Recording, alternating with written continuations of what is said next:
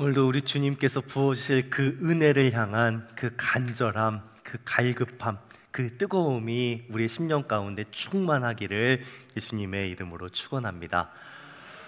요즘에는 전자제품, 이 전자기기 안 쓰시는 분들은 없을 거예요, 그죠? 오늘 교회에 오시면서 특히나 우리 젊은 세대들은 성경책은 안 들고 왔어도 핸드폰 놓고 온 그런 친구들은 없을 것 같아요, 그죠? 요즘은 성경 봉독하겠습니다. 그리고 제가 오늘 우리에게 하나님 말씀은 신약 갈라디아서 5장입니다. 그리고 5장 22절이 선조 말씀이 난 다음에 신약 몇 쪽입니다 라고 이렇게 말씀을 드리잖아요. 근데 그냥 성경책으로 볼 때에는 몇 쪽이 필요하지만 사실 그냥 핸드폰으로 바로 눌러서 갈라디아서 누르고 5장 누르고 22절 이렇게 하면 페이지가 필요가 없으니까 그냥 그 몇 쪽인 게 별로 관심들이 없는 것 같아요. 다들 그렇게 좋은 전자 제품들을 가지고 삽니다. 뭐 핸드폰도 그렇고요, 태블릿도 그렇고요, 뭐 노트북 이것저것 다 그렇게 사는데 그 구입할 때 보면 늘 좋은 걸 사요. 우리 어른들은 그냥 핸드폰 터지기만 하면 되지 라고 그렇게 사시는 경우가 많은데 저만 해도 핸드폰 사면 기왕이면 기본형보다는, 그죠? 최신형, 뭔가 이렇게 일반형보다는 프리미엄, 아이폰이면 그냥 아이폰 말고 프로 이렇게 써야 됩니다. 그런다고 그걸 다 쓰느냐? 다 안 써요, 그죠? 다 안 씁니다. 저도 올 초에 한 6년 정도 핸드폰이 되니까 속색여서 바꾸긴 바꿨는데, 뭐 핸드폰이 일단 제일 기본적인 기능이 통화가 돼야 되는데 통화가 안 되니까 바꾸긴 바꿨는데, 바꾸면서도 저도 그러는 거예요. 기왕이면 제일 좋은 거, 제일 비싼 거, 카메라 이렇게 렌즈 3개 달려 있는 거. 무슨 얘기인지 모르시죠? 저도 안 써요. 저도 저희 집에서 사진을 제일 안 찍거든요, 저희 세 식구 중에. 근데 일단 제일 좋은 걸 샀어요. 올해는 뭔가 이렇게 그 전자제품에 돈이 많이 들어간 해였던 것 같아요. 올 초에 이제 한 12년 썼던 노트북이 속을색이니까 사긴 사야 되겠더라고요. 전 이제 비싼 거 산다고 혼나긴 하지만 나름대로 사면 오래 버티니까요. 한 12년 썼으니까 이제 속색여요. 놔줘야 될 것 같아요. 노트북을 새로 사야 될 상황이어서 샀어요. 그냥 사면 되는데 또 비싼 걸 샀어요. 좋은 걸 샀어요. 또 배운 게 그쪽이니까 어쨌든 스펙을 보고 한참 고민을 하다가 이걸 살까 100만 원 초반 살까 200만 원 살까 하다가 어느 쪽을 샀을까요? 200만 원 쪽을 샀죠. 그런 거예요. 사실 쓰는 프로그램은 12년 전이나 지금이나 늘 정해져 있거든요. 제가 설교할 때 쓰는 그 설교 초안 잡을 때 만드는 프로그램, 그리고 한글 프로그램 뭐뭐 해가지고 몇 개 정해져 있어요. 사실 그거 다 쓰는데 그만한 성능이 필요한 건 아닙니다. 그래도 그냥 성능 좋아야 좀 오래 쓸 것 같으니까 샀어요. 핸드폰도 그렇고요, 태블릿도 그렇고요, 노트북도 그렇고 다 그렇게 삽니다. 가장 좋은 걸 사는데, 핸드폰 쓰시는 분들은 다 아시겠지만 다 고만고만한 거 쓰시잖아요. 정작 쓰는 어플은, 그쵸? 제일 많이 쓰시는 게 뭐예요? 카카오톡, 전화, 그 다음에 카카오톡, 그 다음에 좀 뭐 하시면 뭐예요? 유튜브, 메시지나 유튜브. 조금 더 젊은 사람들은요, SNS, 뭐 스레드나 인스타나 페이스북 같은 그런 거 더 쓸 거예요. 아니, 최신형 핸드폰은 가지고 있는데 쓰는 건 똑같아요. 어른들이나 젊은 사람들이나 뭐 갤럭시를 쓰든 아이폰을 쓰든, 뭐 아이폰도 기본형을 쓰든 프로를 쓰든 다 카카오톡 쓰고요, 유튜브 쓰고요, 뭐 SNS 쓰는 정도밖에 없어요. 사실 성능도 중요하지만 어떤 걸 깔아서 그걸 가지고 어떻게 활용하느냐가 사실 더 중요하잖아요. 물론 성능도 중요합니다. 그 성능이 떨어지면 뭐 하다가 속 터지니까 좋은 걸 사고 싶은 건 맞지만, 그래도 그 속에 뭐가 들어있냐, 어떤 프로그램이 들어있냐, 어떤 어플을 깔았냐, 어떤 소프트웨어를 쓰느냐, 이게 사실은 더 중요한 문제입니다. 우리 신앙도 마찬가지예요. 우리는 사람인지라 우리의 겉으로 드러나는 모습을 더 중요하게 생각을 합니다. 우리가 가지고 있는 스펙, 우리가 어떠한 스펙을 가져야 되느냐, 사실 여기에 더 관심을 두지만, 사실 우리가 진짜 관심을 가져야 할 부분은 우리 속에 뭐가 들어있냐는 거예요. 핸드폰으로 따지면 어떤 어플을 쓰고 있냐, 컴퓨터로 따지면 어떤 프로그램을 쓰고 있냐, 어떤 소프트웨어가 우리를 움직여 가느냐가 사실은 더 중요한 문제인 거죠. 우리가 가져야 할 게 뭘까요? 우리가 가져야 할 핵심적인 것, 우리 속사람이 반드시 품고 있어야 할 그 컴퓨터로 비유한 프로그램, 이게 뭘까요? 가장 중요한 것, 가장 중요한 것은 바로 사랑입니다. 다른 것이 아니라 사랑입니다. 근데 우리는 믿음, 소망, 사랑, 이 세 가지 중에 가장 앞서는 게 뭐라고 배워요? 그 중에 제일은 사랑이라고 분명히 알고 있는데, 막상 우리는 그 사랑보다는 믿음을 조금 더 중요하게 생각을 합니다. 왜 그럴까 생각을 해보니까, 사랑은 뭔가 나타나는 게 없어요. 근데 믿음은 그 믿음으로 인해서 뭔가 능력이 나타납니다. 눈에 보이는 그 어떤 게 나타날 수 있어요. 겨자씨만한 믿음이라도 있으면 이 산이 저쪽으로 옮겨지고 바다에 던져지라고 하면 던져지고 뭔가 능력이 나타납니다. 그렇기 때문에 우리는 눈에 띄지 않는, 눈으로 보이는 뭔가가 나타나지 않는 그 사랑보다는 눈에 보이는 쪽, 그 눈에 보이는 뭔가를 나타내는 믿음을 조금 더 중요하게 생각하는 경향이 있는 것 같아요. 그런데 그렇게 생각하는 우리에게 우리가 함께 보고 있는 갈라디아서 말씀은 아주 중요한 원리 하나를 들려주십니다. 이미 우리가 갈라디아서 강해를 하면서 나누었던 말씀이에요. 5장 6절에서 우리에게 이렇게 말씀하십니다. 그리스도 예수 안에서는 할례나 무할례나 효력이 없으되, 그 다음 구절이요, 사랑으로 역사하는 믿음뿐이니라 라는 말씀을 우리에게 주십니다. 갈라디아 강해하면서 이 구절을 직역하면 이런 의미다라고 그렇게 말씀을 드렸어요. 사랑은 믿음의 에너지를 공급한다 입니다.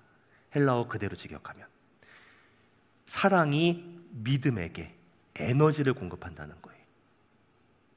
아무리 놀라운 능력을 나타내는 믿음이라고 해도 그 믿음에 사랑이 공급이 되지 않으면 믿음은 작동하지 않는다는 거예요. 그 얘기는 뭐예요? 이 믿음이 정말 능력 있게 효력을 발휘할 수 있게 하는 것도 사랑이고요, 이 믿음이 아무 능력이 없는, 아무 효력이 없는, 무력하게도 만드는 것도 사랑이라는 거예요. 사랑이 있어야 믿음의 능력이 있다는 거예요. 우리가 사랑이 불가능한 것을 가능하게 하는 힘이라는 것을 압니다. 그렇죠? 우리 젊은 사람들은요, 아침에 새벽잠이 아무리 많아도요, 아침잠이 아무리 많아도요, 데이트하러 가는 날은 정말 새벽부터 일어나서 꽃단장 할 수 있습니다. 그게 사랑의 힘이죠. 안 된다고 고개 흔들지만 다 됩니다. 그렇죠? 아무리 아침잠이 많아도요, 아침에 아이를 깨워서 학교를 보내야 되면 깹니다. 그렇죠? 그게 아이를 향한 엄마의 마음, 아빠의 마음, 부모의 마음, 그 사랑의 마음이지요. 아무리 세상이 내팽개쳐 놓은 그런 자식이라고 해도요, 부모의 사랑은 그 아이를 결국 살려내는 거죠.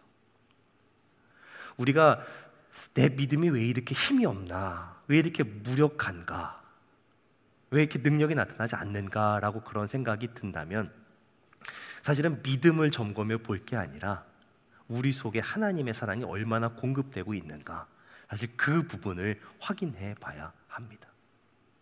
사랑은요, 무너져 있는 우리의 삶을 일으키고 힘 다 빠져 있는 우리의 믿음을 일으켜 세우는 거예요. 생각해보면 우리가 신앙생활 하면서 편할 날은 별로 없습니다. 우리가 정말 예수님을 따라가고 예수님 닮아가는 그런 삶을 살다 보면 세상 사람들이 우리를 인정해주고 우리에게 잘 대해주기보다는요, 우리를 힘들게 하고 어렵게 하는 일이 훨씬 더 많습니다. 우리가 그 복음성가 가사로 고백했던 것처럼요, 억울한 일 많아요. 억울한 일 많습니다. 예수님 믿는다는 그 이유 때문에 괜한 오해도 받고 억울한 일을 당하기도 하고요, 당하지 않아야 될 고난을 만나게 되기도 합니다. 당연히 그럴 때마다 우리의 마음은 좌절되고 낙심이 돼요. 목구멍이 포도청이라는 말도 있지만 현실과 믿음 그 사이에서 어쨌든 살아야 되니까 내 삶이 참 비굴하게 느껴지기도 합니다. 그렇죠? 근데 생각해 보면 성경에 나와 있는 이 믿음의 사람들은 지금 우리가 겪고 있는 그런 상황보다 훨씬 더 억울한 일을 많이 만났고 훨씬 더 고난도 많이 당했고요. 낙심할 일이 사실 훨씬 더 많았습니다.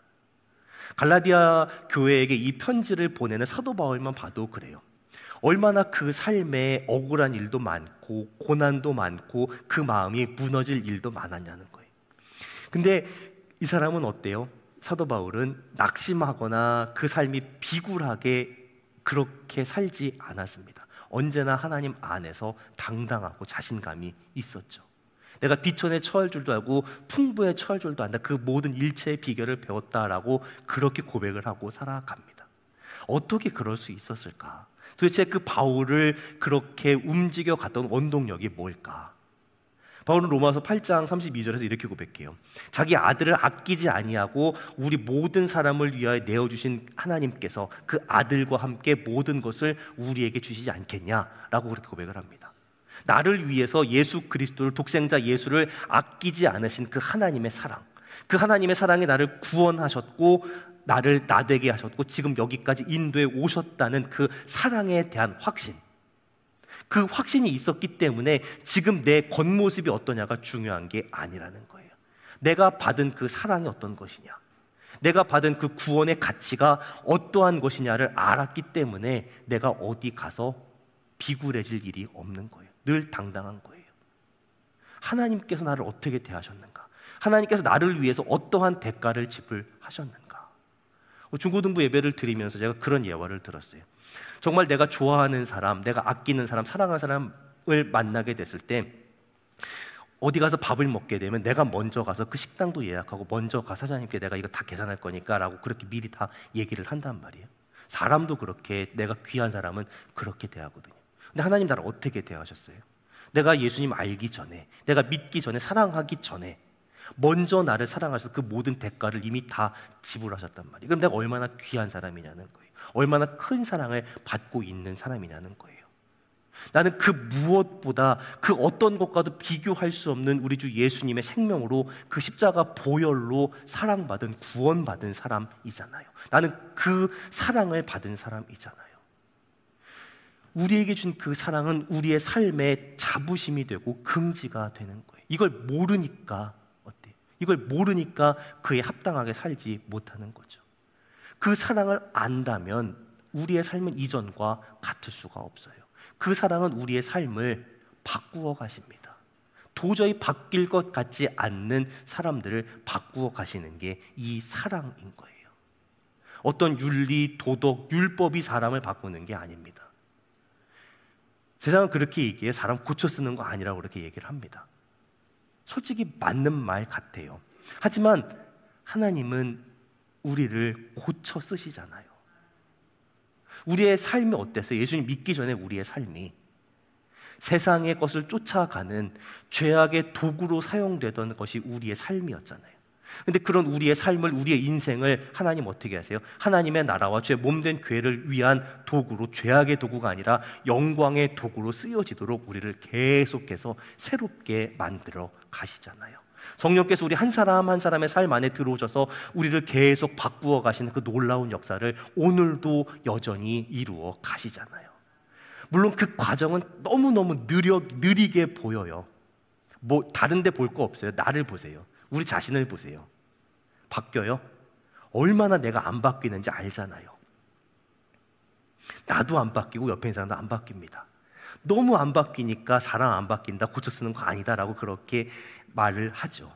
하지만 하나님은 그 일을 하십니다. 우리를 그렇게 바꾸어 가십니다. 그 원동력이 뭐예요? 사랑인 거예요. 사랑. 사랑 때문에 사람이 바뀝니다. 지금 여기에 여러 지체들이 와서 함께 예배를 드립니다. 이렇게 성도가 되어서 한 몸으로 모이게 된 그 과정을 살펴보면요, 다 다릅니다. 어떤 분은 태어나면서부터 엄마 뱃속에서부터 그렇게 믿음 안에서 태어난 분들도 있고요, 모태신앙도 있고요. 또 나이가 한참 들어서 믿게 되신 분들도 있습니다. 여기까지 나오는 데에 정말 온갖 일을 다 겪고 오신 분도 있고 그냥 별일 없이 가자라고 하는 그 말 한마디에 그래 가볼까라고 그렇게 교회 나온 분들도 있어요. 여러 모습입니다. 여기까지 오면서 어떠한 계기였던지 간에 다 하나님 살아계시구나 라는 것은 다 어떠한 모습으로든 느껴보셨을 거예요. 그랬기 때문에 지금 여기에 있는 거죠. 그런데 하나님 정말 살아계시는구나 이것만 가지고 삶이 바뀌진 않는 것 같더라고요. 하나님께서 죽을 그 위기에서 한 번, 두 번, 세 번 건져 놓으셔도요 교회 안 나오는 사람은 안 나오더라고요. 말기 암 환자가 정말 교회 공동체에서 간절히 기도해서 병 고침 받았는데 이만큼 나왔으면 됐지 않냐라고 그렇게 얘기가 안 나오는 케이스도 많이 봐요. 근데 어떻게 바뀔까? 단순히 하나님 살아계시다 그 능력을 보여주셔서 바뀌는 게 아니라 하나님이 나를 사랑하신다라는 이 부분을 깨닫게 될 때에 사람이 바뀌더라고요. 그 은혜가, 그 사랑이, 그 능력이 나를 위한 것이구나, 나를 이렇게 사랑하시는구나라는 걸 깨닫기 시작하면서부터 그 사람이 바뀌더라는 거죠. 그 사랑을 깨닫게 되니까 내 삶이 이전과 같은 모습이기를 원하지 않는 거예요. 이전까지 내가 억지로 교회에 나왔다면, 이전까지는 내가 억지로 정말 말씀에 순종하면서 살아야 되겠다라고 그렇게 결정했다면, 하나님이 나를 사랑하신다라는 것을 깨닫고 나서는 내가 나를 사랑하는 그 하나님, 나도 사랑하는 그 하나님께 내가 맞추며 살고 싶은 거예요. 하나님 기쁨되는 삶을 살게 되기를 원하는 거예요. 그게 사랑의 힘인 거죠. 우리가 그 과정들을 지나고 지금 여기에 있는 거잖아요. 성경에 우리에게 하시고 싶은 말씀이 뭐겠어요? 복음을 알아야 된다고 이야기하는데 복음의 핵심이 뭐예요? 하나님 우리를 얼마나 사랑하시는가? 이거잖아요, 결국은. 우리를 얼마나 사랑하시는가? 얼마나 사랑하셔서 무슨 일을 하셨는가? 그걸 아는 거잖아요. 그러니까 사랑이 핵심인 거죠. 우리 속에 사랑이 있으면 다 되는 거예요. 그 사랑을 알고 그 사랑을 누리고 또 그 사랑을 흘려보내며 살아갈 수 있는 우리 사랑동의 성도들이 다 되시기를 예수님의 이름으로 축원합니다. 복음의 핵심이 뭐라고요? 하나님 나를 얼마나 사랑하시는가? 하나님 우리를 얼마나 사랑하시는가? 그리고 무슨 일을 하셨는가? 이 복음에 대해서 설명해야 된다. 그런데 성경 한 구절만 써야 된다라고 하면 어느 구절을 쓰시겠어요? 아마도 요한복음 3장 16절을 써야 할 겁니다. 우리가 너무나 잘 알고 있는 말씀. 하나님이 세상을 이처럼 사랑하사 독생자를 주셨으니 이는 그를 믿는 자마다 멸망하지 않고 영생을 얻게 하려 하심이라. 아마 교회 좀 다녀본 분들은 이 성경 이 구절부터 외우셨을 거예요. 요한복음 다 몰라도, 요한복음이 무슨 얘기하고 있는지 몰라도요, 3장 16절 이 앞뒤에 무슨 얘기 있는지 몰라도요, 요한복음 3장 16절은 아마 그냥 나오는 그런 구절일 거예요. 얼마나 엄청난 내용을 담고 있어요. 하나님이 세상을 이렇게 사랑하셔서 독생자를 주셔서 예수님 믿으면 멸망하지 않고 영생 얻게 하신답니다. 근데 이 말씀이 그냥 우리에게는 무덤덤하게 들려요.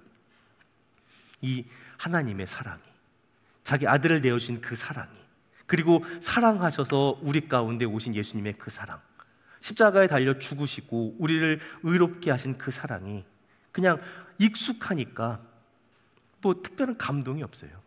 그냥 무덤덤합니다. 몰라서 문제가 아닌 것 같아요. 그냥 교회 다닌 연차가 오래돼서 그런가, 이 말씀 너무 들어서 그런가, 이 말씀이 우리에게 정말 살아서 역사하시는 말씀이 아니라 그냥 사랑이라는 뭐라고 할까요? 그냥 추상적인 개념으로만 여전히 머물러 있는 거죠. 사랑은 명사가 아니라 동사다라는 그런 말을 들어보셨을 거예요. 그렇죠? 그냥 단순한 개념이 아닙니다. 사랑이 살아서 움직이고 역사하고 나타나는 거죠.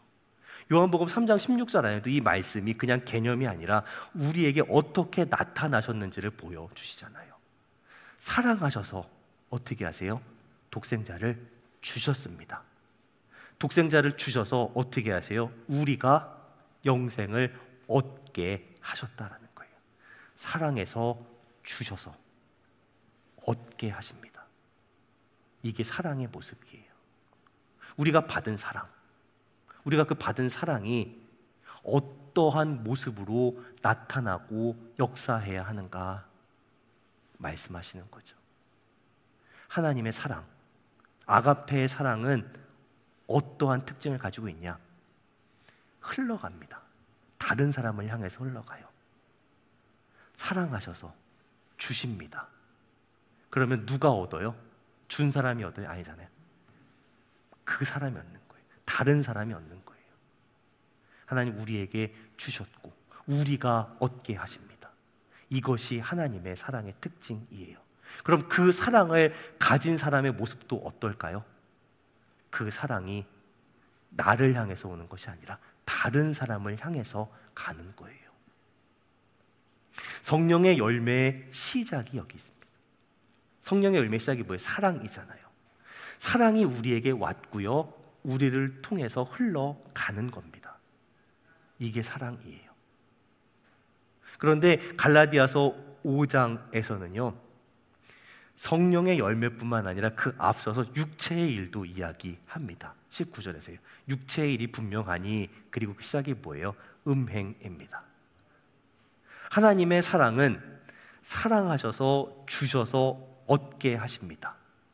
그런데 이 음행이라는 건 뭐예요? 내 욕구를 위해서, 내 욕심을 위해서 다른 사람을 이용하는 것입니다. 사랑의 열매는 다른 사람을 유익하게 합니다. 그런데 이 가짜 사랑인 음행은 나의 탐욕을 위해서 다른 사람을 망가뜨립니다.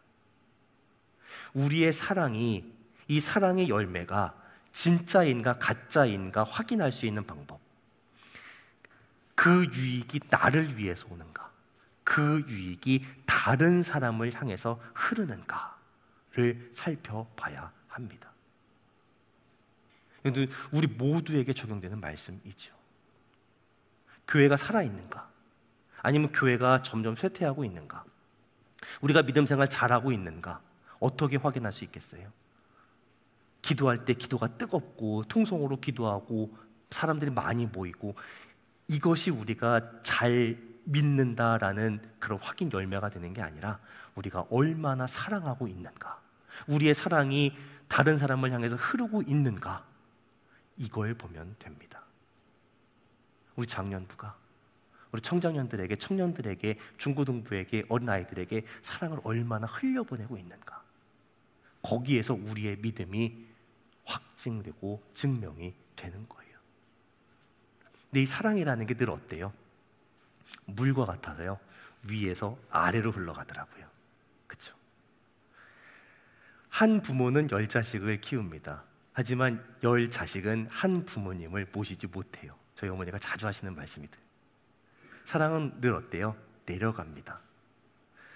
교회에서도 마찬가지인 것 같아요.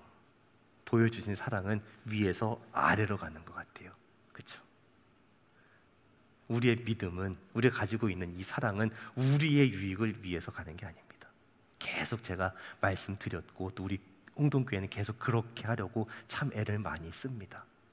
사실 제가 우리 장년부들에게 해드리는 건 없고 맨날 해주셔야 된다고 그렇게만 얘기를 해서 죄송하기도 하지만, 사실 그렇게 하는 것이 우리에게 말씀하신 거거든요. 우리가 받은 그 사랑, 우리가 먼저 받은 그 사랑이 우리를 통해서 젊은 사람들에게, 다음 세대들에게 흘러가면 되는 거예요.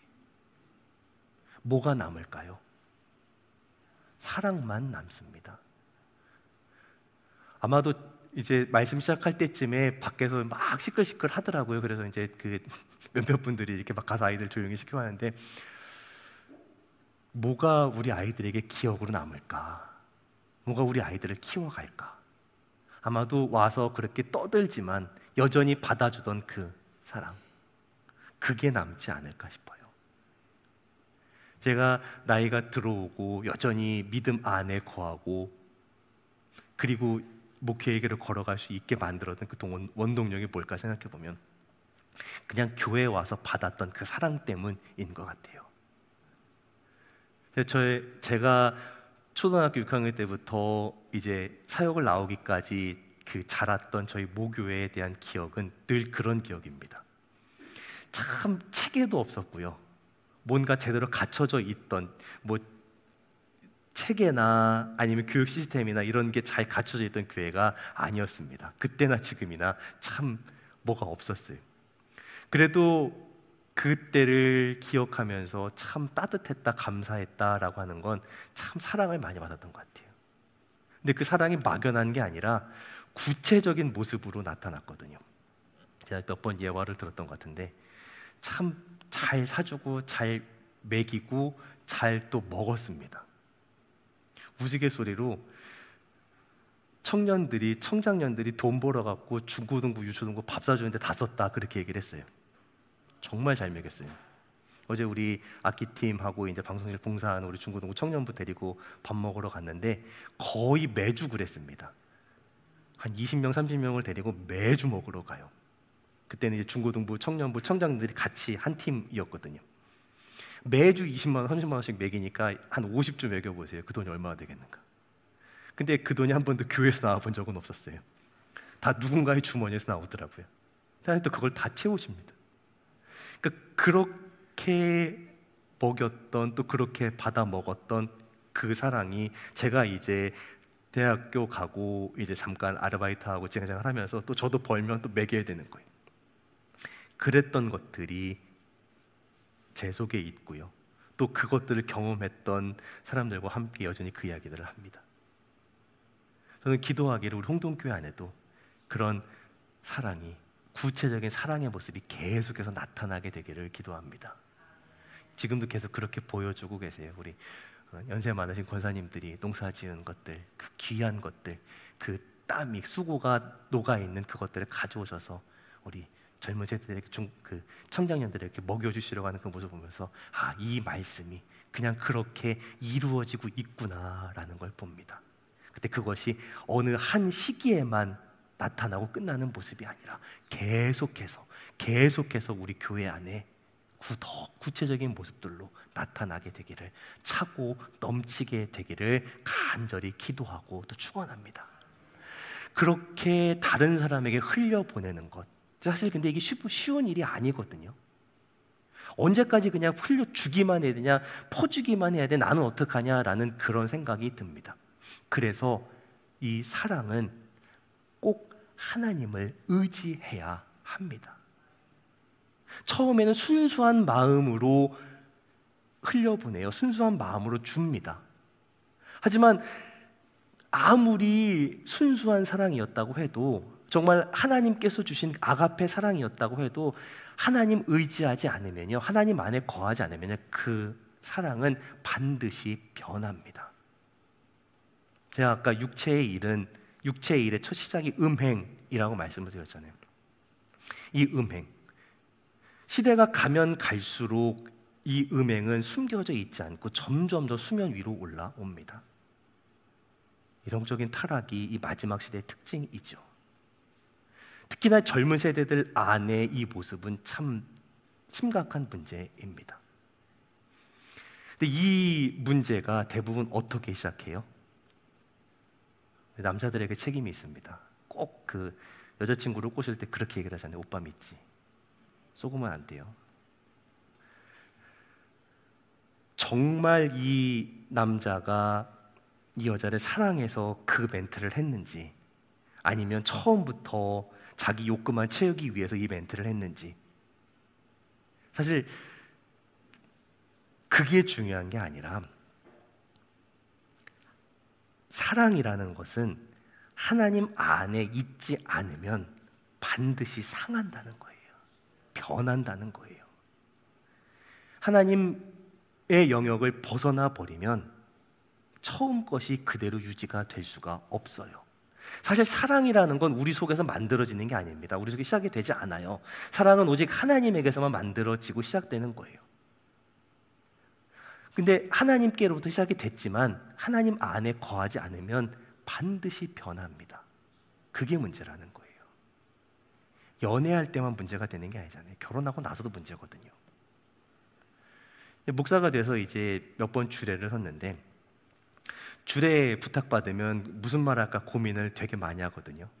사실 무슨 말을 하든지 신랑 신부도 귀에 잘 안 들어오고 하객들도 귀에 잘 안 들어옵니다. 저만 중요한 문제인 거고, 사실 결혼식에서 제일 중요한 거는 주례사가 아니라 두 사람이 하는 혼인서약이죠. 이제 주례하면서 혼인서약을 하는 모습을 보면요, 정말 예뻐요. 그러니까 다들 뒷모습을 보시니까 저는 두 사람 표정을 보니까 정말 이쁘거든요. 정말 진심을 담아서 두 사람이 서약을 합니다. 제가 결혼할 때에도 뭐 주례사 한 개도 기억 안 나요. 무슨 일이 벌어졌는지 기억이 하나도 안 납니다. 저희 아이들 기억 안 날 거예요. 근데 그 주례사를 듣고 대답했던 마음은 진짜 나도 진심이었구나라는 걸 기억을 해요. 목사님 하신 말씀이 무슨 내용인지 기억은 안 나지만 꼭 그렇게 살겠습니다, 그렇게 살게 해주십시오라고 기도했던 건 기억이 나요. 그 자리에서 저희뿐만 아니라 거짓말로 혼인서약하는 커플이 몇이나 있겠어요. 정말 진심을 다해서 그 순간에 서약을 하잖아요. 근데 요즘 시대는 어때요? 1년, 2년도 못 지나서 다시 솔로로 돌아가는 모습 너무나 많이 보잖아요. 오죽하면 나는 솔로 돌싱 특집 뭐 이런 거 있잖아요. 그렇죠? 왜 그럴까요? 왜 1년도 되지 않아서 원수가 되고 갈라질까요? 우리가 아무리 진심을 다해서 서약을 해도요, 그 서약을, 그 약속을 유지할 능력은 우리에게 없어요. 그러니까 하나님 안에 거해야 합니다. 연애할 때나 결혼해서나 결혼하고 나서나 다 마찬가지죠. 남편이 아내가 변한 거 아닙니다. 내가 변한 거지. 그렇잖아요. 처음 왜 결혼하셨어요? 내 만족과 내 유익을 위해서 결혼한 게 아니잖아요. 사랑해서, 맞아요 권사님, 사랑해서 행복하게 해주겠다는 마음으로 결혼한 건데 왜 가면 갈수록 나의 만족과 유익만 추구하게 될까? 제 문제인 것 같아요. 자녀 문제도 마찬가지입니다. 아이가 생겼습니다. 뱃속에 품고 있을 때 엄마의 마음이나 그 배에 손을 얹고 기도한 아빠의 마음이나 늘 어때요? 사랑하는 마음, 건강하게만 태어나 잘 자라면 되겠다라는 그 마음이었잖아요. 처음부터 아이가 생겼다는 그 얘기를 듣자마자, 초음파 심장소리를 듣자마자 내가 이 아이를 낳아서 열심히 공부를 시켜 성공을 시켜갖고 내 팔자 좀 고쳐봐야 되겠다라고 생각하고 아이를 키우는 부모님은 없잖아요. 내가 아무리 힘들고 어려워도 사랑으로 키우겠다. 분명히 시작은 그렇게 했는데 왜 가면 갈수록 바뀔까? 왜 공부 못하는 거 하고 뭐라고 할까? 제 얘기입니다. 그러면서 왜 아이들하고 이렇게 더 머리가 굵어지니까 갈등하게 될까? 내가 그 사랑을 유지해가지 못하는 거예요. 내 힘으로 하려고 하니까. 내 힘으로 아이를 사랑하려고 하니까 유지가 안 돼요. 누구 들으려고 얘기하면 저에게 하는 얘기예요. 저 들으려고 하는 얘기입니다. 하나님 사랑 안에 거하지 않으면, 거기서 공급받지 않으면, 의지하지 않으면 이렇게 되는 거예요. 우리가 받은 그 사랑이 어디를 향해 가고 있습니까? 다른 사람을 향해서 흘려보내는 사랑의 모습인가? 아니면 내 욕심, 내 욕망, 내 욕구를 채우기 위한 쪽으로 흐르고 있는가? 이 말씀 앞에서 함께 점검해 볼 수 있는 저와 우리 상동의 성도들이 되시기를 예수님의 이름으로 축원합니다. 이 사랑이 변하지 않으려면요, 사랑이 또 다른 사랑을 낳아서 흘러가려면요, 사랑의 열매를 맺으려면 우리가 모르는 거 아닙니다. 주님께 붙어 있어야 돼요. 내가 정말 하나님 계속 의지하고 있는가? 하나님 은혜를 공급받으면서 그 사랑 흘려보내겠다는 그 마음이 있는가? 계속 점검해야 돼요. 그렇지 않으면 이거 반드시 상합니다. 변질되어 버립니다. 그리고 그 변질된 거 가지고 딱만 또 뭘 하려고 하니까 어때요? 점점 그 변질된 것들이 퍼져 버립니다. 혹시라도 이미 그렇게 됐다면 어떻게 해야 될까? 더 큰 사랑으로 덮으면 됩니다. 사랑은, 음식은 상하면 버려야 되지만 이 변질된 사랑은요, 하나님의 더 큰 사랑이 덮여지면요, 치유되고 회복됩니다. 그것이 사랑의 능력이지요. 이미 상해 있는, 이미 죽어 있는 우리 위에 예수님의 보혈, 그 사랑의 보혈이 덮임으로 말미암아 우리가 새롭게 된 것처럼요, 우리의 삶의 모습에서 이 사랑이 변질된 것 같고 상한 것 같으면 그 위에 하나님의 더 큰 은혜가, 더 큰 사랑이 덮이면 됩니다. 우리가 살아가면서 예수님 모실 날이 점점 더 가까워지는 이 마지막 때에 우리가 해야 될 건 다른 거 아닙니다. 사랑입니다. 베드로전서 4장 7절 8절에서 만물의 마지막이 가까이 왔다라고 말씀하시면서 뭐라고 말씀하세요? 무엇보다 뜨겁게 서로 사랑할지니 사랑은 허다한 죄를 덮느니라 라고 그렇게 말씀하시잖아요. 우리의 기도 제목이 되기를 소원합니다. 하나님, 내가 이미 받은 그 사랑, 또 앞으로 받아갈 그 사랑 더 많이 알고 깨닫고 누리게 하여 주옵소서. 그리고 더 많이 더 뜨겁게 사랑하며 살게 하여 주옵소서. 그렇게 함께 기도할 수 있는, 그 사랑 안에 거하며 살아갈 수 있는 우리 사랑홍동의 성도들이 다 되시기를 예수님의 이름으로 축원합니다.